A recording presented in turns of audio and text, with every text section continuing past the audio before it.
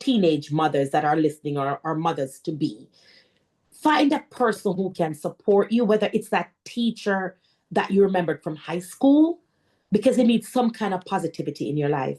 And whatever your plans were before pregnancy, the plans don't have to die with the pregnancy.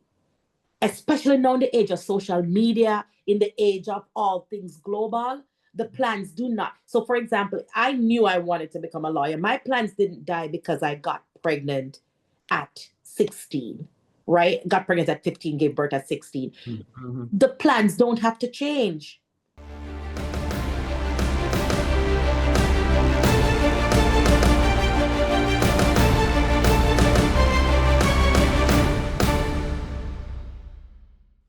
Guys, welcome to Keep On Pushing Stories, the podcast where we tell real life stories of grit and resilience and stick-to-itiveness. We like to share these raw, unfiltered stories and bring you, expose you to the minds of people who have found a way to push past and surmount the challenges that they are facing. And today I'm so excited to introduce to you my newfound friend. Her name all rhyme. Dionnie Wynter Pfunde. Welcome to Keep On Pushing Stories. Thank you, Mr. Harris. Thank you so much for having me. The name rhyme. It's a pleasure to be on your show, and I'm looking for a very country type of discussion. So I'm excited. Well, you just gave yourself away telling the world that you're from the country, but I realize that you're a proud country girl, so it's all good. I am. So, Diani, tell us what it is that you do. How do you serve? How do you bring value to the lives of others? So, by profession, I was fortunate enough to have something they call a law license, which, by the way, does not describe who I am or my heart of service. So, I have the law license and I use that to serve. So, by profession, I am a licensed attorney, have been for a little bit over under 20 years. May 21st. It's over 20 years. May 21st of this year was my 20th anniversary of being a licensed attorney here in the United States. And so I own my own practice, my immigration law firm, which we're based out of Tampa, Florida, Winter Law Practice. And we have 12 offices throughout the United States. So that's our vehicle of service by serving primarily or mainly the immigrant community. Indeed. So that's where your heart is. That's the vehicle, and that's your heart to help the immigrant community. My heart and passion lies in immigration because I am a direct beneficiary of immigration. Everything I've accomplished, of course, Jamaica gave me a great start, but if it were not for my mother migrating to the United States, I don't know if you and I would be sitting here today having this kind of conversation, or it would be a different conversation. So I know, Devon, this sounds sick, but I do believe in the American dream. I'm a stickler, a suckler, whatever you want to call it. I absolutely believe in the American dream. Indeed.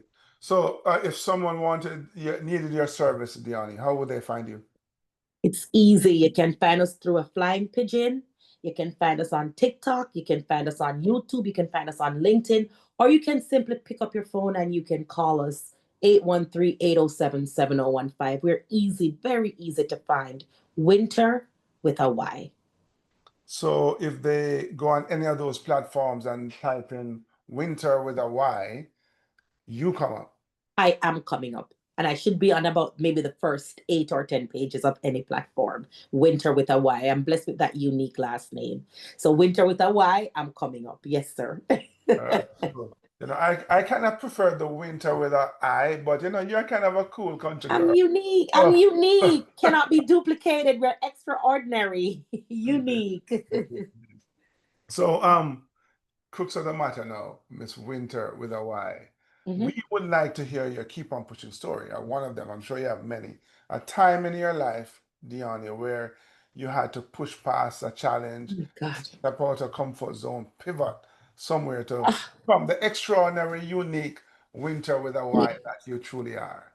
When I looked at the name of the podcast, Keep On Pushing, I'm like, it should be called Keep On Pushing Daily Stories, because every day is a pushing for me. But there are some pivotal times in my life, and I could talk about the bar exam, failing that, then retaking that. I could talk about being fired, right? I could talk about all that, but I think the story that I like to lead with is me becoming a mother at the age of 15. And so, because it was so long ago, I'm now 50 years old. Sometimes I feel like that part of my story is forgotten or left in the wind. But I became a mother at 15. And if it was ever a time I needed to pivot, and it's not only becoming a mother at 15, it's becoming a mother at 15 in rural Jamaica. So you're talking about there's no resources. It's almost like you feel like your life is over. You know, the church is against you, the people is against you, the school is against you. We're talking about in the 1990s when teenage pregnancy was, it was almost like shame. Mm-hmm. It's like the Worse than a scarlet taboo. letter. Yeah. It was very taboo. It was very taboo. So my pivotal story, and I don't know how I pivot, who but God, but that pivot for me, I think, was life changing. As far as me learning that all I have to do is just keep on pushing. What it's so funny because of what I went through at that age, it's almost like it built up my resilience for everything else that was to come. So my Yeah. keep on pushing story is a pivot I made. And I don't know if any young women are listening and maybe they're going through the same thing. I want them to understand that life is not over. In fact, life is beginning, right? It's Mhm. beginning, because it's a birth of something else. Yes. So that would be the story that I choose, Devon. So you're the tender age of 15, so you're in third form, ninth grade.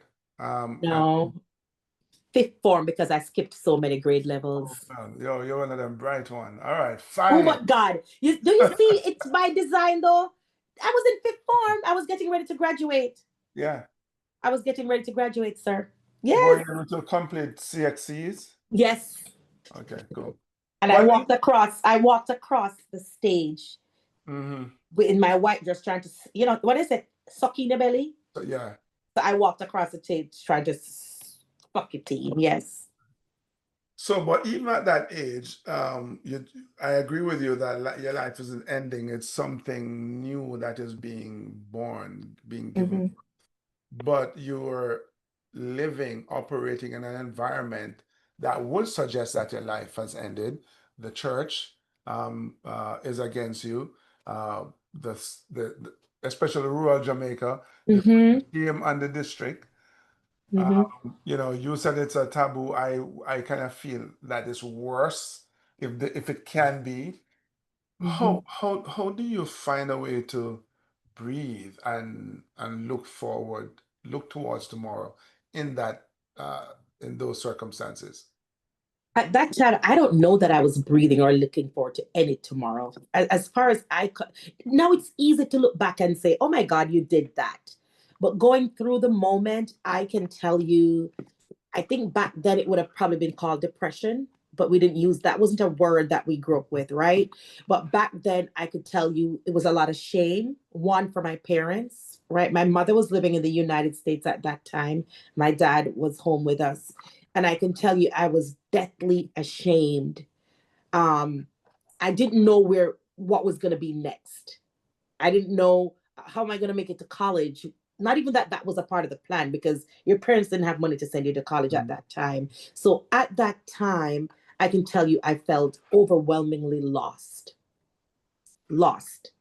I didn't know what was going to happen day to day. I remember it like it's yesterday now because even I went home and even walking past my high school, I remember how dark everything felt. Like, how could this have happened to me? This shouldn't have happened. I was a girl who was reading the Bible from Genesis to Revelation. I was a girl, yes. Sunday Yeah. I'm in church, Monday I'm in church, Tuesday I'm in church. So it's kind of like, how could this have happened to me? So I don't know that I knew it was going to work out, but I still had some motivation, right? I had good family support and I still had my faith. Even at 15, 16, I still had my faith. Yeah. Mhm. So you're pregnant, you have the baby. What happens after that? So I gave birth to my daughter Danielle in 1992.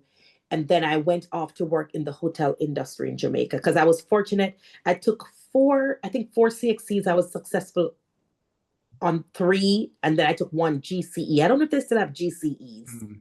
So I had taken Yeah. Right. four CXCs and one GCE. So I had a little something behind my name where you could get a little work in the tourist industry. So I went off and worked like many young Jamaicans do, worked in the tourist industry, restaurants, hotels, that type of thing. And then fast forward, then it's now 1996. My mother then, who was living in the States, had petitioned for me. Mhm. And that's when I migrated with my daughter Danielle. So college. How are you, before we even get there, how are you managing motherhood at 16 and, trying to obviously work, you know, which is in a low paying, I assume low skilled Yes. position in the hotel industry? I wasn't managing, I had the love of family. I remember my dad, Jesus, don't get me emotional. So my dad was working at the time for Lidford Farms. And my dad would come home every 2 weeks and give me his paycheck. Because by the time I gave birth to my daughter Danny, remember, homeboy is gone. Baby father is gone. Baby father is nowhere to be seen. So when you talk about a true single mother, nowadays being a single mother is in, it's trendy. Oh, I'm a single mother.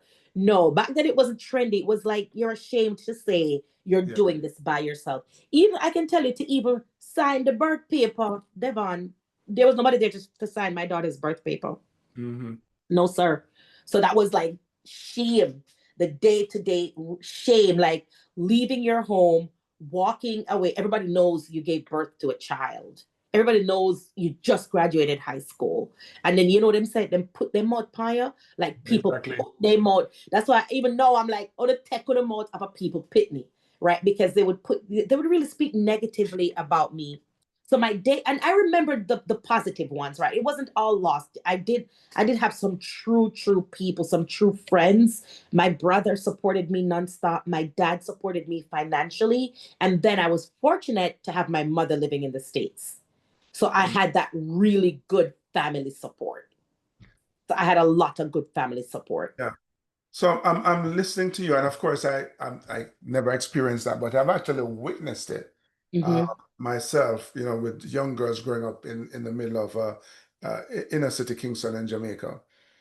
What advice do you have for a young girl who is experiencing what you went through? Jesus. Find some kind of support group because you can't go through it alone. And the group might be hard. So find a person. Hmm. Because finding a group might be just really hard because there's going to be so much negativity. What I don't want for them to do, Devon, is to become what people say they're going to become. True that. Because people start predict your life. Because if Mhm. you get pregnant at 16, that means say I get pregnant 17, 18, 19, and 20. And that means say I got up 3, 4, 5, 6 baby father. You know. That's the prediction. So my advice to any young woman, you could be 20, you could be 25, but say for those that are say under 20 or teenage mothers that are listening or mothers to be, find a person who can support you, whether it's that teacher that you remembered from high school, because it needs some kind of positivity in your life. And Mhm. whatever your plans were before pregnancy, the plans don't have to die with the pregnancy. Especially now in the age of social media, in the age of all things global, the plans do not. So, for example, I knew I wanted to become a lawyer. My plans didn't die because I got pregnant at 16, right? Got pregnant at 15, gave birth at 16. Mhm. The plans don't have to change. So I so agree with that. Now, in hindsight, can you say what your mindset was that got you through that? I know you obviously had this goal to become a lawyer, and I Mhm. assume that continued to give your life some direction. Mhm. But outside of the support from your father, your brother, and so on, what with all of that support, what was Dionnie telling herself that got her through those frustrating days in the hotel Mhm. when you had to come home and see Um, baby? so one, my daughter. My daughter was a huge game changer. Like I had brought this life into the world, and I watched my parents being amazing parents. Like my mom was a washerwoman, my dad was a farmer. So I didn't come from money, but I watched these two people love on seven of us, even when they had nothing. A part of me, seriously, I wanted to jump off the Brooklyn Bridge. If there was if there was a Brooklyn Bridge. So there was a Unlucky part, for you, we were in St. Anne, Jamaica. We didn't have yeah, that. there was no bridge. So thank God there was no bridge. No, but if I have Yeah. to be honest with you, Devon, a part of me felt like a complete failure. A part of me felt like complete, like the day in and day out was just dark. Remember in a rural retreat by 6 o'clock, no street light now come on, so it's literally and figuratively dark, and my mind is dark. So my mindset at the time, I was not even having no motivational talks with Diani. I wasn't sitting down and doing no mirror work or looking at the mirror and saying, girl, you can do this, you can do this. That was not happening. I just got up every day and I knew I had gotten myself into a jam. But I had, like I said, I had my parents, I had my brother, and then I gave birth to my child who I absolutely fell in love with. And even then, it still wasn't easy. But there was no motivational 5-step program where I'm saying to myself, all right, today I'm going to get myself out of this. And no, that was not happening. Right. So you were finding a way to live day by day, putting one foot in front of the other. Essentially. Okay. Essentially. And with a daughter who you're totally in love with, that kept your dreams alive in many ways. Absolutely. So how old were you when you moved to the US? It was 1 month before my 21st birthday. And that's crucial for lots of reasons because I didn't understand the laws of the United States. I thought I was a grown woman. I'm a mother. I'm big. I can do whatever I want. So I moved here. I moved here in February 4th of 1996, and then I turned 21 on March 3rd. So about a month or so before my 21st birthday that I moved to the United States. So what was that transition like now? So now you're a mother, and you're an immigrant in a completely new environment, trying to learn and navigate that. And you're not lawyer Diani yet. So no. So where are we in your journey mentally? At that time, I'm hot girl Diani, right? Because I'm young, I'm in New York City, I'm just gonna take over the city. And I remember I moved with my mother, and she said she'll babysit for me on one condition. And that condition was I had to go back to school. That was it. She said, I'll watch, because she's still mom, I remember my mom left me when I was maybe 12, 13. So in her mind, I'm still 12, 13, but now I am a mother. And so she said she will watch Danielle for me if I go back to school. I was like, Mommy, say less. So I signed up for Bronx Community College. My cousin Denise Brown, if she's going to listen to this, Denise Brown, she lives in New York. And my cousin Sonia Grant, they took me, and because, I said, I just want to be a paralegal. Because in my mind, paralegal and lawyer kind of close. I mean, I know the difference sometimes, I didn't know the true difference. I just knew that the paralegal would sit there and type and do something legal. And I said to them, I want to become a lawyer. I'm going to go to Brooklyn Bridge at the school.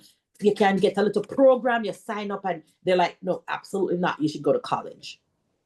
Because everybody knew I was brilliant, because I was always brilliant, right? My mind, I was blessed with a brilliant and a curious mind. And so my cousins said, go to college. And so I signed up at Bronx Community College, and I came in February. I started Bronx Community in September of that year in paralegal. And I did an associate's degree in paralegal studies. And then, so take us through the rest of the journey to law school.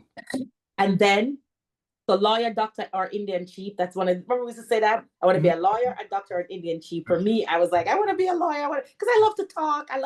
I'm always curious about the law.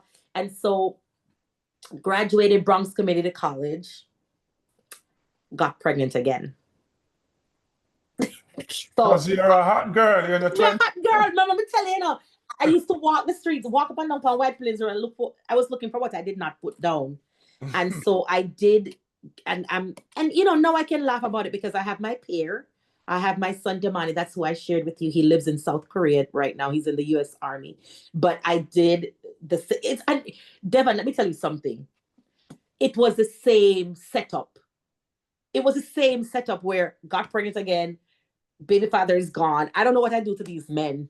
Young Diani, I'm happily married now. But it was the same setup again, where he was gone and I was now left with these two children. And but I kept on my journey because I was already at Bronx Community College. I then completed my 2-year degree, moved on, went over to John Jay. I don't know if you're familiar. I went on to John Jay College of Criminal Justice. And then I started this law school search. Where am I going to go to law school? Me, they didn't understand tiers of law school. Like law schools are different. I just thought, here's a law school, apply to the law school, you get into law school, you take the LSAT. I didn't even understand any of that, right? So I was applying to like Harvard, Stanford, all them schools, just thinking that time, you would call up the law schools and they would send you a pamphlet, the Right. application, and they sent you a book about the law school, right? Quinnipiac, CUNY, I'm applying to all. I got into none of those law schools. Zero. I got into none. And then they told me about this law school in Michigan that would take students with low LSAT scores because my LSAT score was a 141. So all my LSAT people listening, you can get into law school. So I got into Western Michigan. It was Thomas M. Cooley Law School, now Western Michigan University. And I got into that in Lansing, Michigan, and that's where I attended law school. Indeed. Mm-hmm. So dream, not quite deferred, just almost derailed because you got pregnant Ooh, at 15. I love that. I love that. Dream derailed. Can I write that down? Well, all right, fine. We May can I? write it down. But you got back on track because you kept on pushing. And so wow, I don't even know. This is so different from the other stories we have heard in this program. But the thing I love about this program, Dion, is that every one of us have a story that someone else can relate to. And so, Absolutely. tell me, what is the biggest or couple of lessons that you have taken away from getting pregnant at 15? Um, you are responsible for your actions. I think we live in a society where all of us want to blame something or someone for whatever happens to us. I think the first thing you can do is taking personal ownership of who you are. Quick, quick, quick, like make it happen quick. Hmm. Like take personal ownership and personal responsibility. Some people want to blame parents for their upbringing, to say, well, I could have easily said, if my mother never leave me, and I wouldn't get pregnant. If that first baby father did stay with me, I wouldn't get pregnant. No. I learned very earlier on, I am the captain of my faith. That means everything related to me begins and end with me. So take ownership of your success and take ownership of your failures. The Yeah. both of them, they go hand in hand. Some people like to celebrate the success, they don't want to talk about the failures along the way. Take ownership for both. And once you do that, then you start to have these personal conversations with self. So when anything go wrong, I can't call up Devon, Maybe call up Diani and say, all right, Diani, you got to get yourself out of this. So having those personal conversations with self. So what I'm hearing is that when it comes down to the bare bones, it's the person that you're seeing in the mirror that is in the end going to ultimately determine your success. And so whatever it is, whatever circumstances you might find yourself in, whether it's a challenging inner city environment or a literal and metaphorical dark rural environment, in the end, whether your name is Devon or Diani, you like that? The D and the Yes. D&D. D&D. D and D, baby. Mm-hmm. Yeah, you have to take, personal responsibility, ownership, and have those conversations that are going to help you to get yourself back on track to become who you're meant to become.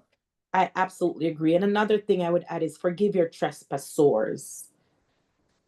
forgive them quickly, or else you just go through this life just an angry person. So take your personal responsibility and forgive all the people around you that you think have wronged you, because then it becomes a lighter journey. Yeah. It becomes a lighter journey. They do say that, when you are upset, when you hate someone, when you're not forgiving them, it's like drinking poison and expecting the other person to die. Um, Yes. Oh, wait a minute. Me, we're gonna have to have a whole different conversation. Drinking I so poison. absolutely agree with you. The only thing I would add to that is that if you feel that you need to take revenge, then become successful. Success is the best revenge. Yes. You And know. that is why I revel in my success. There are points, Devon, when I wouldn't want to talk about my success.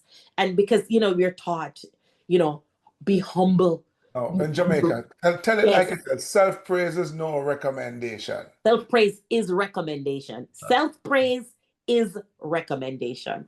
Exactly, exactly. We have to, those of us who grew up, definitely in Jamaica, I'm not sure about the rest of the Caribbean, need to flip that switch because Yes. that is not correct. Self-praise is recommendation. We need to celebrate ourselves. And because there is a difference between being genuinely proud of what you've done and just trying to be a show off. That Yes. part I don't connect with, but being proud of yourself and celebrating the work and the achievement is definitely par for the course. Wow, Absolutely. what an amazing story, Diani. Yes. Yes. Yes. Winter Funde, the names that rhymes. Um, yeah, you definitely epitomize the keep on pushing spirit with us. Absolutely. And I love it. Love it. Love it. Thank you for sharing with us. Thank you. Thank you. Thank you. Indeed. Oh, Guys, if you love this, if you found it valuable, share it because there's someone else out there who absolutely needs to hear this. And don't forget to give us a like. And as always, until we connect next time, you know what to do. Keep on pushing.